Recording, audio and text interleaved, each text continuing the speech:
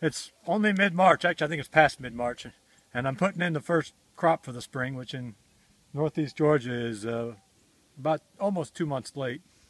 We're going to put in the variety of these is called the Halfcanicus Taterificus. It's hard to talk sometimes with the mustache in your lips. Hold on a second. Halfcanicus Taterificus. That Latin is hard sometimes too. We have to use the plantological name for them because down here, some people plant sweet potatoes and Halfcanicus Taterificus, and you got to be able to tell them apart. You can't just have sweet potatoes and potatoes. That's too many potatoes. So I'm planting the half-can taters today. You can't really tell by looking at it behind me, but there's a pretty good layer of manure out there. And I plowed and disked it, and as usual, I worked more getting ready to. I had to do all the projects I had to do to get ready to do the project were more work than the project itself. I guarantee you, I spent 20 hours. No, let's say 10. Let's say 10 hours. I guarantee you, I spent 10 hours getting the tractor stuck and unstuck because I was trying to panic plow in the rain because I didn't do everything I needed to do soon enough. And when I actually got everything ready to go, I was playing and it took me 30 minutes to plow and disc all this.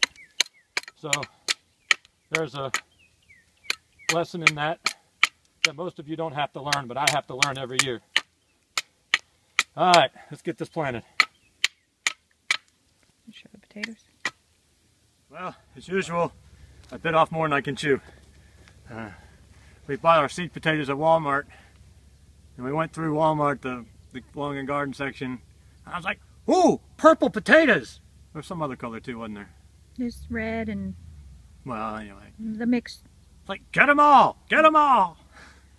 So, I just got 2 rows planted and I haven't barely touched the box. So our Halfcanicus, I'm going to keep saying this until I get it right.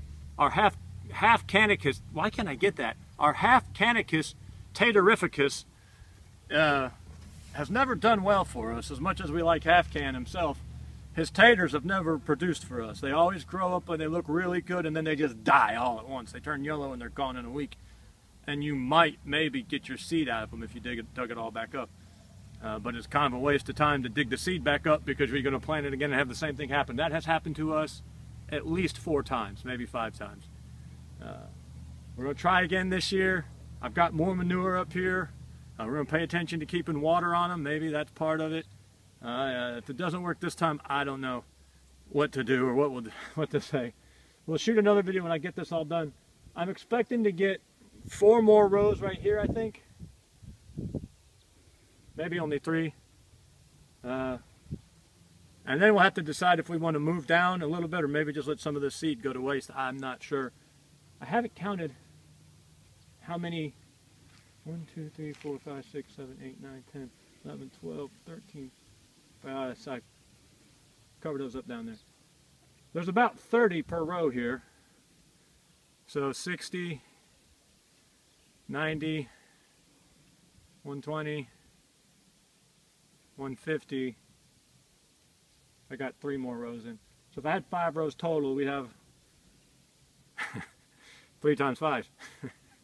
We'd have 150 plants. And I don't know how much that would, if they produce like they should, I'm not sure what that would produce. But it seems like it'd be a fair amount, and mixed with the sweet potatoes we'll plant a little bit later, should do okay for us. I am trying to crumble up all this dirt so it's loose in there and not just one big mud clod. Mariah says there's a newfangled invention that'll do that for you, but I'm not sure what a hoe is unless it's, never mind. We know it's not that. So it's taking me maybe a little bit longer than it would. I don't think this clay though is going to break up as wet as it is with the hoe, but that's just me talking. All right, we'll show you this when it's done. It'll probably be a couple days from now. I know I won't get it done tonight. The sun's going down. I'll work on it again tomorrow, and when we get done, we'll wrap this up. All right, so I finished the Halfcan taters, the Halfcanicus Taterificus. I did it. Halfcanicus Taterificus. Let me show you this box. We planted 200, and I bet we have at least half the box left. We way overdid the seeds potato this year, but I guess you'd rather have too many than too few. But we're going to stop at the 200. It doesn't take up that much space, but we've never had potatoes really work for us before. Interesting. Sorry, the neighbor's feeling happy. And they're a lot of work, you know. You got to mound them up a couple of different times, like at least twice.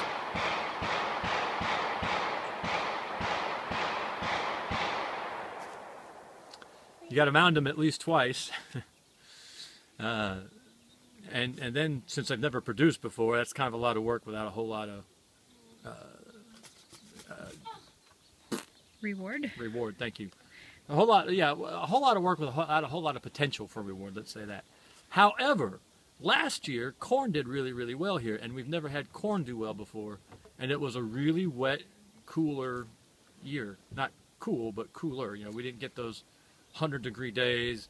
It didn't dry up through July and August. And I'm kind of hoping it's that way again this year, and maybe the potatoes will do well, because we didn't plant potatoes last year, because they never do well.